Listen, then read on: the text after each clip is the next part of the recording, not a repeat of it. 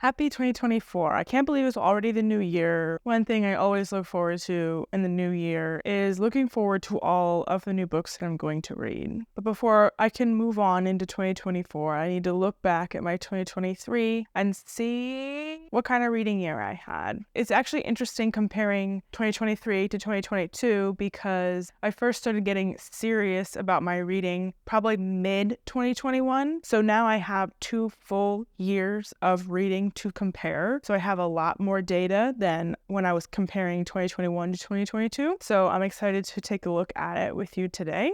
I have a lot of things I want to share, so we might as well get right into it. What's interesting is I've actually read the same number of books as I did last year. Last year, I made a video talking about my 2022 books, and I actually read 34 books. And I have, again, read 34 books this year, and I'm really happy with that number. So firstly, I want to compare some of my stats from this year to last year. So I always like to keep track of how many days out of the year I read, and that might sound crazy, but I keep like a monthly tracker, and I just mark down every day that I read. So this year, out of 365 days, I was about to say the word only. I only read 273 days out of 365. And that is quite a lot, but compared to 2022, where I read 306 days out of 365. So obviously I read less days this year. What I really like to see is the page count. So I read the same amount of books, but in 2022, I read 13,138 pages. Whereas in this year, reading the same amount of books, I read 16,709 pages. That's a big difference. And I think that is so cool. And a lot of that has to do with last year, 21% of the books that I read were over 500 pages. But this year, 35% of the books that I read were over 500 pages. So I read the same amount of books, but I read a lot of bigger books, a lot of books that were over 500 pages. And that is really cool, really cool. So maybe I only read 34 books, but I did read more because I read more pages. And then another thing that really varied was the genres, or according to Storygraph, the moods of the books that I was reading. So I'm going to move just so I can have somewhere to put my graph. So this is my graph for the types of books that I was reading. Most of the books I was reading were what Storygraph considers dark. And then the next highest value was mysterious at 14 and emotional at 11, which is very different than 2022. In 2022, my highest category was adventure with 22 books, and then mysterious with 14, and then dark. So definitely read different moods this year, which is really cool. And actually, adventurous, this year, I only had 9 books that were categorized as adventurous. So that's really cool to see what I was leaning towards this year versus last year. And then there's my graph for my page numbers. Like I already talked about, a much larger chunk this year was 500 plus pages. And then it's less than 300, then 300 to 499, which I think makes sense. I mean, your average book is 300 pages or less, but my average for 500 plus page books really went up. And that doesn't necessarily mean anything, but I think it's cool. I read some big books this year. And then for fiction versus nonfiction, this isn't a shock to me. I'm not a huge nonfiction fan, so 91% of what I read was fiction, and then the other 9% was nonfiction. And then here are all my genres. I read a lot of classics this year, and then mystery and literary were my other 2 top categories. And then looking at my most read authors, not surprising, Robert Galbraith is the top author. That's because I'm reading the series that they're putting out. So I read 6 books from the Strike series. And then Alexandre Dumas, which of course makes sense. I did a whole video series on reading from my favorite author where I read 5 Alexandre Dumas books. And then here is my graph for the number of books versus the number of pages each month, which I think is just such a fun graph. And I feel like last year, September through November, I also had a dip in my reading. That must mean something. I don't know. Majority of the year, I'm pretty consistent. And then October and November, I fade out. And then December, it's like, I only have 1 month left. I think it's really cool to see in April and May where my books read is low, but not necessarily low, but like compared to my page count. So like I was reading bigger books, so I read less books, but more pages. I think that's really cool. And the same for January and February, that's flipped. I read a lot of books, but they were short books. So that's really quickly all the stats that I have for this year. I really enjoy looking at all of that, and comparing it to last year is super cool, super interesting to see how my reading progresses, how it changes, and where my interests shift. And I do want to quickly share some of my favorites from this year and my least favorite books. Like I mentioned in a previous reading update, it was an average overall reading year, but nothing really jumping out at me as of this is my favorite book I've ever read. No new crazy favorites, but I will say since that video, I definitely have a favorite. My definitive favorite would have to be The Running Grave by Robert Galbraith. This is the most recent book in the Strike series that I've read this year. I have been really enjoying this whole series, but I will say I do think this is the best one in the series and the best book I read this year. I talk a lot about this book in my previous reading update video, and so I don't want to go on too much about it, but basically the series is about Strike's detective agency and his partner, his co-worker, Robin, who are solving mysteries, and each book follows a different case. It's nothing extraordinary. It's not earth-shattering new plot lines, right? It's a standard detective story. There's a love interest, there's mystery, there's murders, and each book follows a different mystery. And this most recent one is about a cult. So Robin, Strike's partner, goes undercover and actually enters the cult because a family member of somebody in the cult hires them to go and find out about their son, who they haven't heard from in years because he entered this cult. So they go in trying to find out information on their client's son and potentially get him out. But then they uncover a lot of unexplained deaths. And it's just really, really well done. So this has to be one of my favorite books that I've read this year. And then another one of my favorites has to be The Count of Monte Cristo. I do have a whole video dedicated to this book. Dumas is one of my favorite authors. He is an amazing storyteller.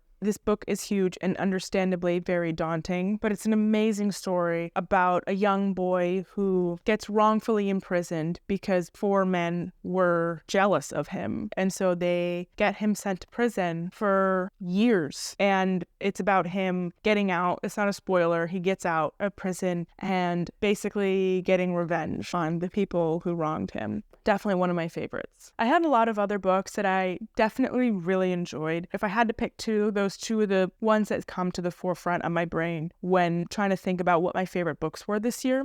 And then my least favorite books of the year, but that is by no means saying, I don't know how to describe it. Like when you ask me what my least favorite ones are, the first thing that comes to mind is things have gotten worse since we last spoke. Here's the thing. I don't think it's bad. It was very gripping in a way, but I was very unhappy while reading it. That's because of the contents of the book. It was supposed to be unsettling. It's supposed to be scary. It's not supposed to be a fun, beautiful book. Like, it's supposed to be scary. I'm a fan of scary, thriller, mysterious horror. But then, like, I have a line, right? And this just crossed the... Like, I was literally reading it and out loud being like, stop. I think it was well done. I just hated it. I would not recommend this to anybody. So if you were going to read this, I would warn you that it's awful. With that said, this is a collection of 3 short stories. The first one is the absolute worst. So it sets it up really good because just immediately you're just horrified. That's the one where out loud I was verbally like, make this stop. And yeah, I could have stopped reading it, but I read it. The first one is about 2 people who are having an online relationship. And then the second one is about a family and their son. The third one is about a man and his neighbor. And that is extremely vague. But just know it's horrifying. And then my other least favorite book that comes to mind, Dad, if you're listening, close your ears. I'd have to say Nicholas Nickleby. I think it's really well done, really well written. Charles Dickens, respected author, I get that. I just think the plot was kind of boring. sorry. Getting 3/4 of the way through, I was like, yeah, but what is actually happening? So this is basically about a young man whose dad suddenly passes away, and he's left with his mom and his sister, basically with nothing. And their uncle, their dad's brother, is really rich, but he's very mean, very greedy. He's kind of like a Scrooge. So this is Nicholas, and that is his uncle. I just found myself being like, okay, but what is the point? Like, I get this is Nicholas trying to provide for his family and coming into the world and being an adult now and trying to find work and dealing with people who are screwing him over. But I just was struggling to find what the point was. So one of my least favorites. Sorry, Dad.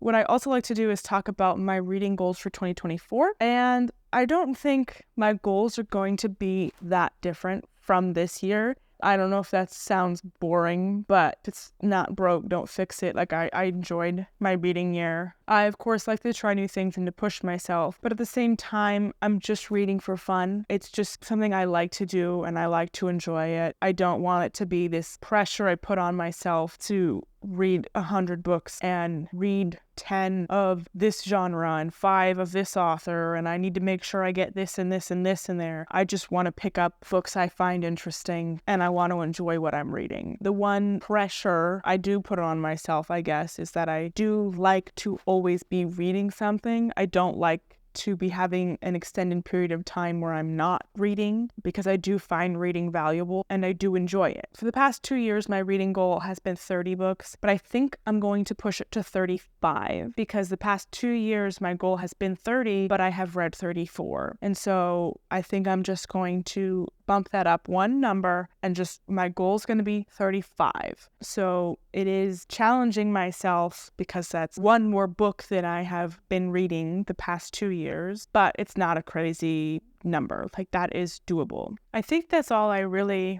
needed to talk about today. I think it was a great year. I really enjoyed my reading this year. Whether or not I liked the book, I enjoyed reading this year, and I really look forward to continuing that, to reading more in 2024 and seeing if I branch out at all or if not, or if I find a groove that I really, really like. And the anticipation of finding a new favorite book, like, it is so amazing and great to have a favorite book that you just love. You just like looking at it. And so there's always that anticipation and hope for the new year that you'll find another book that just touches you in a way that probably nobody else gets.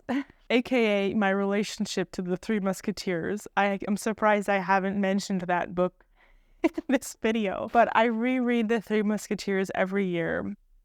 And I love that book. I just look forward to another great, amazing reading year. And I also look forward to documenting it on here and talking about my favorite books, because sometimes the people in your life don't want to hear about it. So I like having a space where I can talk about it and be excited about it when maybe nobody else is.